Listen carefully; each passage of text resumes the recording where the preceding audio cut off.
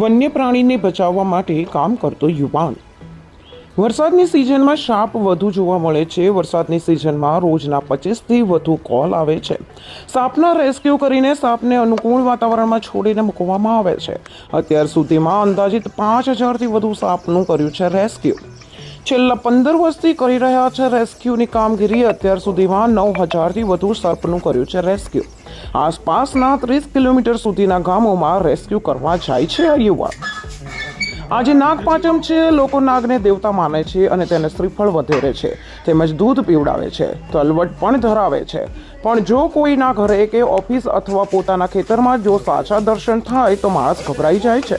ત્યારે ધ્રાંગધ્રામાં રહેતા જયેશકુમાર ઝાલા છેલ્લા 15 વર્ષથી કોઈ પણ વન્ય જીવજંતુ જેવા કે સાપ કે પછી અજગર જેવા કોઈ પણ ઝેરી કે બિનઝેરી જીવજંતુને પકડીને તેને તેના અનુકૂળ વાતાવરણમાં છોડી મૂકે છે।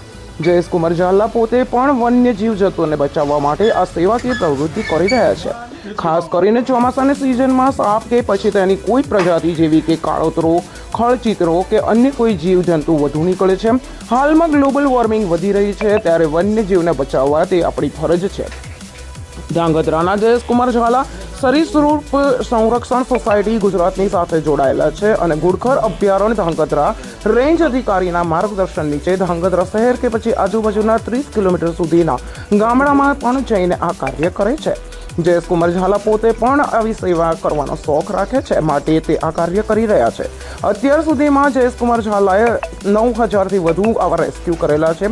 આ કાર્યથી આજુબાજુના ગામડામાં કોઈ પણ જીવજંતુ નીકળે ત્યારે જયેશકુમાર ઝાલાને તરત જ આ કાર્ય માટે બોલાવવામાં આવે છે અને જે લોકોના ઘરે સાપ અથવા કોઈ ઝેરી કે બિનઝેરી જીવજંતુ નીકળે છે ત્યારે તે ખૂબ જ ભયભીત થતા હોય છે। ત્યારે જયેશકુમાર ઝાલા પોતે તે સ્થળે જઈને પોતે આવા જીવજંતુને પકડી લે છે અને પછી તે લોકોમાં જીવ આવે છે।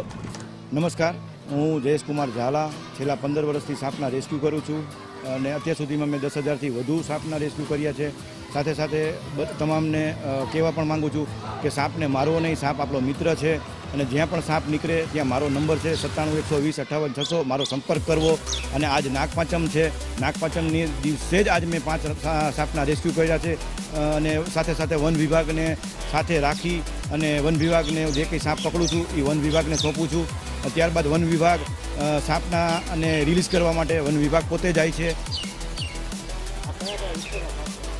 હું છેલ્લા 30 કિલોમીટરના એરિયામાં અલગ જાઉં છું। લોકોને એ જ કહું છું કે સાપને મારશો નહીં અને સાપને આપણો મિત્ર છે અને સાપનો મારવા નહીં અને મારો સંપર્ક કરવો।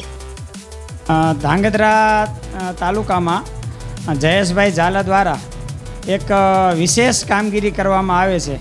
આમ જોઈને તો જીવને પણ નમન કરવાના હોય, જીવને પણ પૂજવાના હોય, બરાબર, તો તેવા હેતુથી અમારા ધ્રાંગધ્રા શહેરી વિસ્તારમાં જયેશભાઈ ઝાલા દ્વારા એક નિઃશુલ્ક કામગીરી કરવામાં આવે છે। પણ એ કામગીરી કેવી કે જેનો આપણને બધાને ડર હોય કે સાપ આવે તો આપણે શું કરીએ, મારીએ છીએ અથવા એને કોઈ પણ રીતે આપણે નિકાલ માટેના પ્રયત્ન કરીએ છીએ। પણ જયેશભાઈ દ્વારા ધ્રાંગધ્રા તાલુકાના 64 ગામમાં કોઈ પણ જગ્યાએ સાપ નીકળે તો પોતાના વાહન દ્વારા પોતાના ખર્ચે નિઃશુલ્ક સેવા આપવામાં આવે છે અને કોઈ પણ ઝેરી સાપ બિનઝેરી સાપને પકડી અને તેઓ લોકો તેને જે આરએફઓ જે છે આપણે ફોરેસ્ટ તેને સોંપી દે છે અને બહુ સરસ મજાની કામગીરી કરે છે। એટલે આજે નાગપંચમના દિવસે ખરેખર જયેશભાઈને આપણે ધન્યવાદ કહીએ છીએ। અસ્તુ।